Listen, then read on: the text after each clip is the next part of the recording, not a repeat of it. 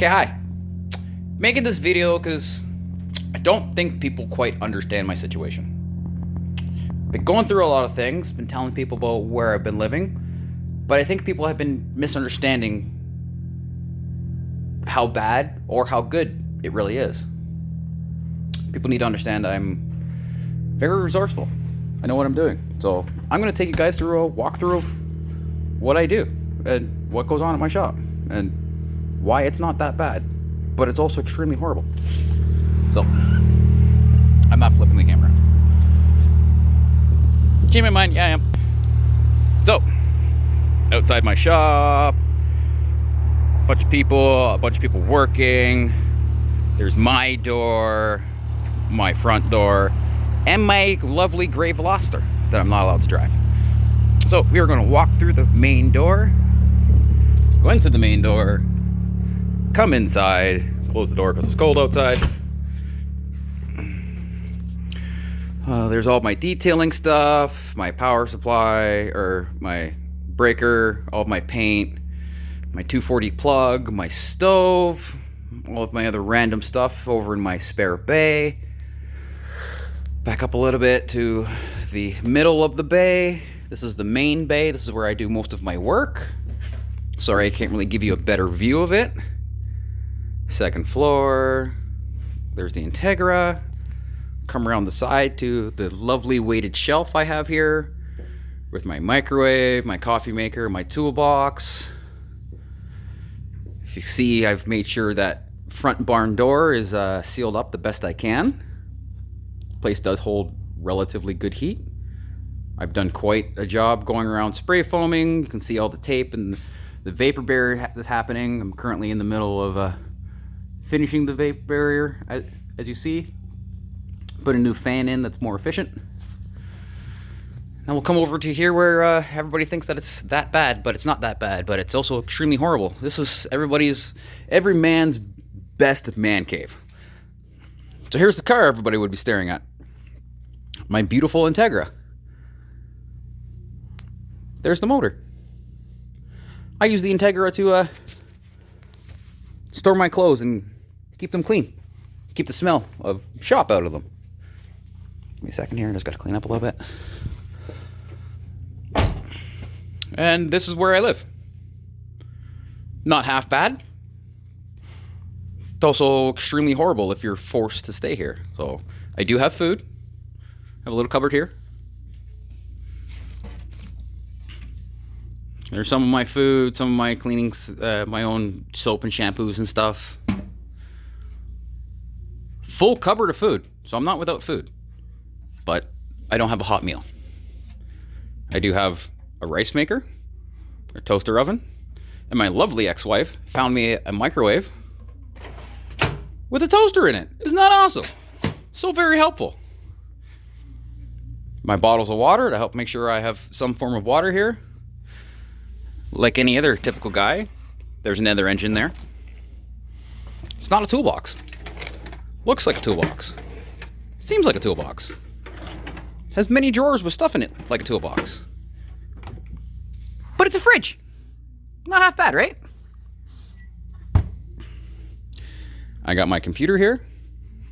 See if she'll kick on. So I still have full computer, full internet access through my phone. There's my PlayStation. You can clearly see the extremely big speaker, which I actually get to enjoy for a change.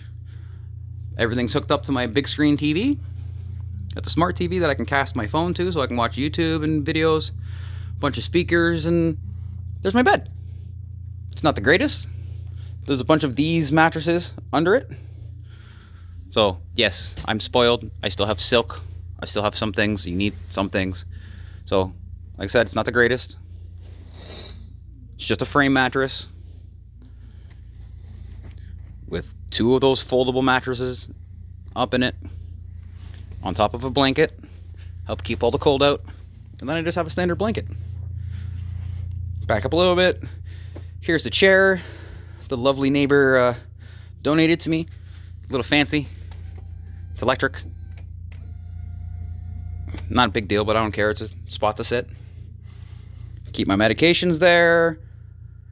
shelf for any other random things. Honestly, I keep this for my daughter, so she has a spot of her own stuff for her own coloring supplies and stuff she can do while she's here.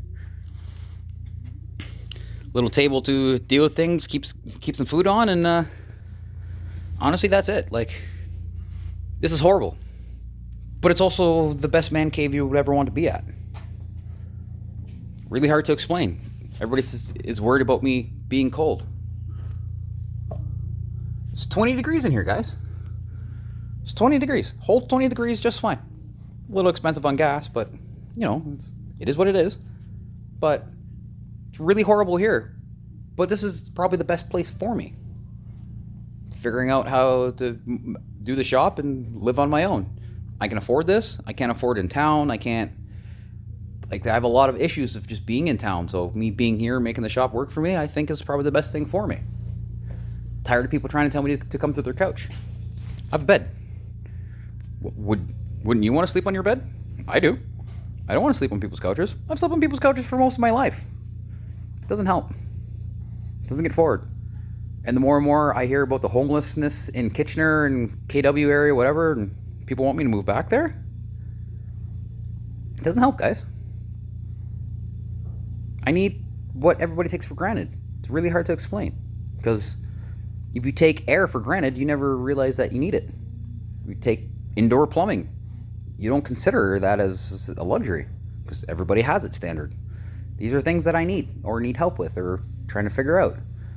And just blinding over the topic of like, hey, you can come sleep on my couch, but you have to leave or have to do this or have to whatever, isn't really helping. It feels like you're helping because you're doing something, but you're not actually helping the person. I need help with getting water. Making sure I shower once a week. Hell, even people just checking in to make sure that I'm taking care of myself. Simple things. I had a friend, Matt, that I haven't really talked to in forever. He came down, I helped him with his place. It got late, and I stayed at his shop. Or I slept on his couch. It wasn't because I needed a place to stay, just like any other friend. I was over for the night, getting tired. Didn't want to drive me home. I can't drive, so I stayed the night. I'm not looking for handouts. I'm not looking for people to give a excuse of why I can stay at their place. Just been like any other friend. When you want your friend to call you up and see what you're doing on a Friday night and maybe play a game of cards or figure something out or hell, even just be bored together. I understand people have lives and this and that, whatever. Like, me too. But come on, guys. Like, what everybody's been suggesting to me isn't helping. It's actually been hindering me and really bothering me. Stupid things like I would love if someone could come over with me and be the emotional support person with me to help me put up my own tree. Can't do it on my own. I can't. It hurts in a way I could never explain to you.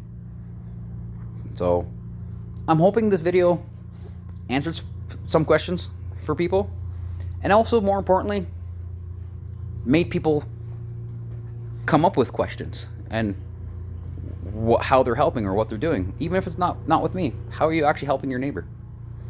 If you're not helping your neighbor, you're not a neighbor.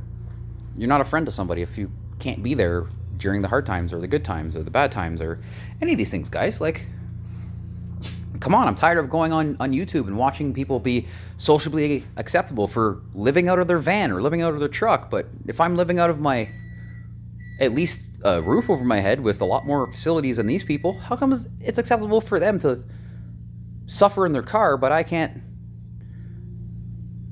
It's not socially acceptable for me to figure out how to make it work at my shop, which is probably a lot better off than living out of my car. Love to hear your guys' comments and questions. Thanks.